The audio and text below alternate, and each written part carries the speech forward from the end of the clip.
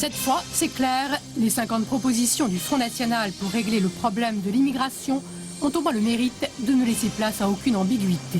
En vrac, quelques exemples: retour au droit du sang, remise en cause des naturalisations accordées depuis 1974, quotas d'enfants étrangers dans les écoles, ou encore dépistage obligatoire du sida et dépôt de caution pour les touristes non européens, comme dit le président du CDS Bernard Stasi, à quand le port de l'étoile? C'est hallucinant. Ça se situe entre Vichy et l'apartheid en Afrique du Sud à peu près. C'est hallucinant. Il y a un point, là, par exemple, protéger l'identité nationale.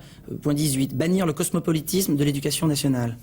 Il y a tout un petit machin, puis il se termine par « Il serait nécessaire, dans ce contexte, de réviser les manuels scolaires et d'en bannir les incessantes références cosmopolites. » Je voudrais bien savoir quelles sont-elles, ces références cosmopolites, pour M. Le Pen.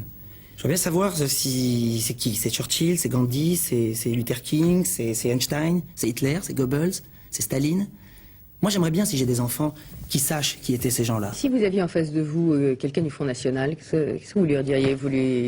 Vous partiriez, vous tourneriez le dos, vous l'ignoreriez? Non, jamais. Vous lui parleriez? Non, je parlerais. J'essaierai J'essaierai de lui dire que, oui, il y a des problèmes. Évidemment qu'il y a des problèmes, on ne peut pas se les cacher. Il y a des problèmes d'immigration, des problèmes de chômage, il y a des problèmes énormes.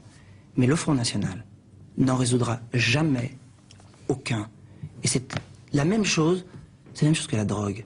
Vous savez, un jeune qui se drogue, quels que soient ses problèmes, on a envie de lui dire, la drogue n'en résoudra jamais aucun. Le Front National, c'est comme la drogue. Et c'est une drogue dure en plus.